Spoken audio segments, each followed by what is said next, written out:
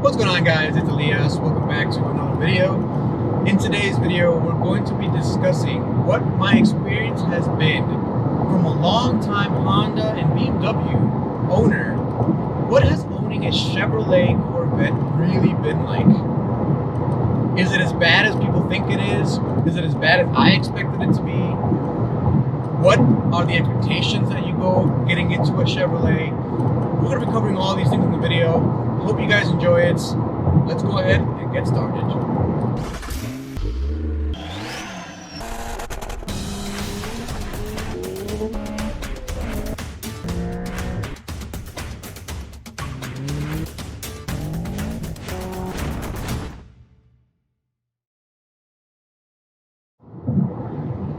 So as a long-time Honda, I guess you can call me fanboy, what has my experience been? Well, first let me tell you about my history, my car history. I started out my car driving days driving a 1990 Honda Civic wagon. It was a stick shift manual wagon, but man, that car really sold me on Honda quality and reliability and just the overall impact of Honda's engineering really was in that 1990s car. And that really is the epitome of Honda. In the 1990s, Honda really did a great job at making sure that all of their cars were fun to drive, were economical, were cheap to own, were reliable. Everything that is known about Honda and loved about Honda, the 90s were the best year for them. So I had the Honda Civic hatchback wagon, and then I owned a Honda Prelude. I owned that for about 12 years. It's a very long time that I owned a Honda Prelude. I put like almost 200,000 miles on it, and that also got me used to a car that never broke down, never had issues, never had any problems. I did whatever I wanted with it, from autocross to racing to road trips, and honestly, the quality in it never failed me. The reliability never failed me. I then bought a Honda S2000, a Honda Civic hatchback, and a Civic Type R, obviously, that I love very, very much. As you guys know, Civic Type R is the other main car in the channel that I use for racing. I did crash it, I fixed it up. The K20 engine is a marvel of engineering. Honda makes the best 4-cylinder engines. Enough about Honda, you guys get it. I love Honda, one of the best brands out there for its reliability and quality. Same goes for BMW. Quality, the build quality of BMWs is out of this world. One of the best cars that you can buy for the money that you really feel like you got your money's worth is a BMW 3 Series. I should know I own a BMW 335D, and I think the diesel is one of the best engines that BMW ever made. So good, in fact, that I bought an X5 35D, which has the same drivetrain as the 335D. So again, quality, quality, quality. I then went ahead and bought a Colorado ZR2 as my first Chevrolet ever, and then almost immediately after that, I've gotten the C8 Corvette. What are my thoughts? Well, honestly, in a word, impressed. So a lot of people say stay away from GM when they first come out with a car. The first year cars have problems and issues, and honestly, that's true for any car manufacturer. My Civic Type R, for example, transmission issues, overheating issues, finish issues, the harness problems. I mean, there's a lot of different issues that come up. Same goes for Porsche. I mean, their GT3 and their 3.8 liter engines that blew up. That's a problem. Some of the GT3s and the newer ones, their harness has some problems. It just happens. The main thing that you look for, though, when you own a car is for the great majority of them to never have a problem. And honestly, I think GM and Corvette have really figured out their engineering, because the C7 Corvette is a marvel of a car, and almost every single one out there has never had a problem.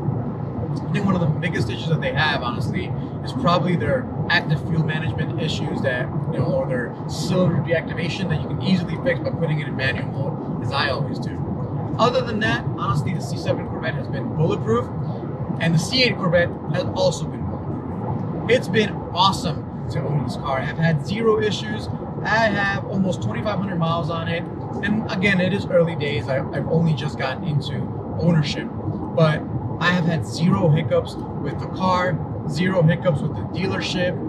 I really have been enjoying this car an incredible amount.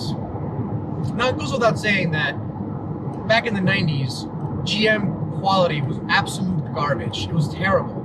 My dad used to have a 1994 Pontiac Grand Prix, and while the engine was cool and fast and good, the rest of it was basically made out of garbage plastic. The interior was terrible, the car was falling apart, the suspension was not good. It was just terrible. It was just what GM was back in the 90s. The C8 Corvette changes everything. Everything. So what is so good about the C8 Corvette? What has changed? What has impressed me so much that this Honda fanboy really appreciates the quality of the C8 Corvette? Well, here we go. So dollar per performance. I think GM has always been pretty damn good at the dollar for value or performance value cars, like the old Camaros, the old Corvettes, you know, all the other V8s that they make have always been high quality and high value. But this one just sets it to another level. I mean, just listen to that V8. You cannot beat that engine and that speed. And for under $60,000, or if you look at my car, under $70,000, you get all that performance. You cannot beat the dollar value performance that this car has. The miles to the gallon, however way you want to put it, this is one of the best values that you can buy today, and it doesn't skimp on anything. I feel comfortable, it is fast, it is reliable, it's everything you can want a performance car to be, and Chevy's done an amazing job like that, and Honda has always been known for that. The S2000 is the epitome of Honda engineering, and it was inexpensive for what it was. It was high revving, 9,000 RPM, 4-cylinder engine, awesome transmission, awesome suspension. That same quality has gone into the C8 Corvettes. The engineers know what the hell they're doing. Love it. Speaking of Honda and the S2000, Honda's always been known to be a great chassis developer. And I feel like Chevrolet has taken that idea and amplified it by at least 100 in the C8 Corvette, because the chassis and the way this chassis has been put together and the way it performs, the rigidity, the way the aluminum, you know, frames come in, and the ease of production that this car has, it harkens back to the 90s Honda mentality of building a car that everybody loves. Building a car that engineers will look at and say, wow, I am getting a quality car here.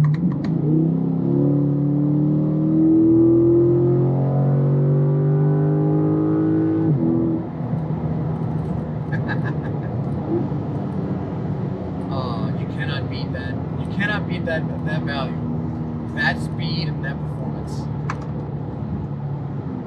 So back to the chassis. The development that's gone into this chassis is monumental. To go from front engine to mid-engine, it's an entirely new car, and GM's pulled it off to a perfect extent, which again reminds me of what Honda did with their S2000. It's extremely impressive. This next point is something that's actually one of the most important things for me. It's the level of attention that GM has put into the drivetrain of this vehicle. Honda has always put a high level of detail into their drivetrains. I've said it before, I'll say it again, Honda makes the best 4-cylinders in the world. I can say something similar about GM. GM makes the best V8s in the entire world. I don't care what you compare them to. I don't care if you're talking about the flat plane crank, the Mustang, or BMW V8s, or whatever else you want to put up against the Corvette and its V8. I think GM has the best V8s out there. There's a reason why everyone has taken the V8s from GM and put them in everything, from 3 Series BMWs to S2000s to Miatas. The V8 from GM is the V8 to use for every application. Now Ford makes a decent V8 at 5.2 liter, but to get a really nice 6.2 liter V8 direct injected, you gotta go to GM, because the one that's in here is nothing short of a gem. It's amazing. And that special attention that the engine got, the transmission also got, because the dual clutch transmission in this thing is incredible. If you think the best transmission is the Porsche transmission, the PDK, you'd be right. That is the best automatic out there, the best dual clutch out there. The one in here, it's about 95 to 98% of what that is. And for the price, you really can't complain. And even if you charge $150,000 for this car, it really would not be something that anybody would complain about. It is an awesome transmission. It just makes you feel like you're a part of the car still, even though you don't have a clutch pedal. You feel like because you have your paddles here, you can quickly just run into fifth, run into fourth, and do your thing, and then put it back into eighth, and go nice and quiet. That in itself, that amount of engineering and ingenuity that went into the drivetrain is reminiscent of what Honda did back in the 90s. Another reason why I think Chevy and the Corvette team really knocked it out of the park is their ideal way that they made everything for the driver. So the driver is the focus here. And it reminds me of something that, I don't know if Soichiro Honda said, but I know it was a company slogan for a long time for Honda, back in the 90s especially, and it was man maximum, machine minimum. And I think Chevrolet did a really great job of showing that in this Corvette, especially because it's mid-engines. So if you ever driven a C7 Corvette, the front of the hood and the hood itself kind of obfuscate your view. It's kind of a cool thing, kind of a muscle car thing. It's not that great for visibility. With this mid-engine design and the sloping of the nose, everything is simpler and better for the driver to see out the front. I feel like I could see absolutely everything in front of me that I could ever want. I mean, it's an awesome way to look out in front, and especially when you're on the track, you want to see your apex, you want to see the lines.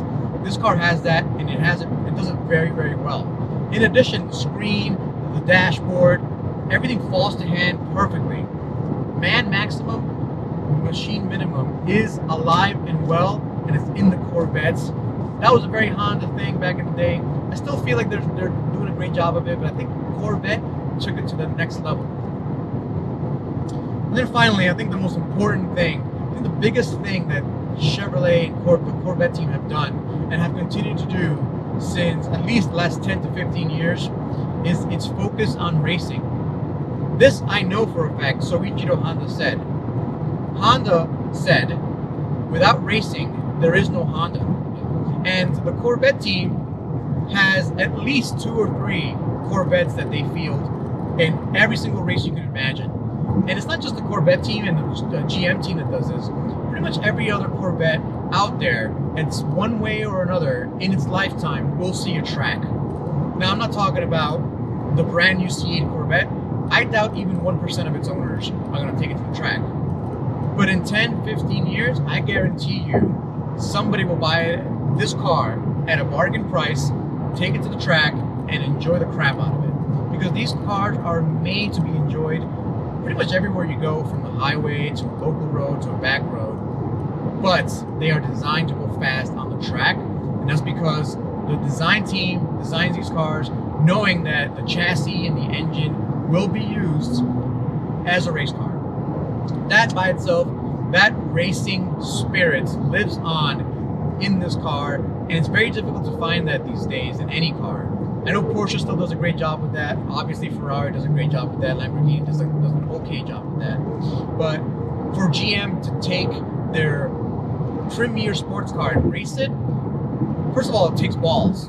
Second of all, it produces engineers and a racing team and an engineering team that takes into account what is important when it comes to racing, and that's driver-centric feel. That's pretty much everything that I've loved about this car has been built into it because of its racing heritage. Alright guys, that pretty much wraps up with 5 things that I think make this car special. There might have been more that I missed, there may have been less. If you guys think of anything more, please let me know in the comments. I love to go down there and read the comments and argue with you guys sometimes. That's alright too, that's pretty healthy. If you guys like the video, give it a thumbs up. Don't forget to subscribe. I'll catch you guys next time. Peace.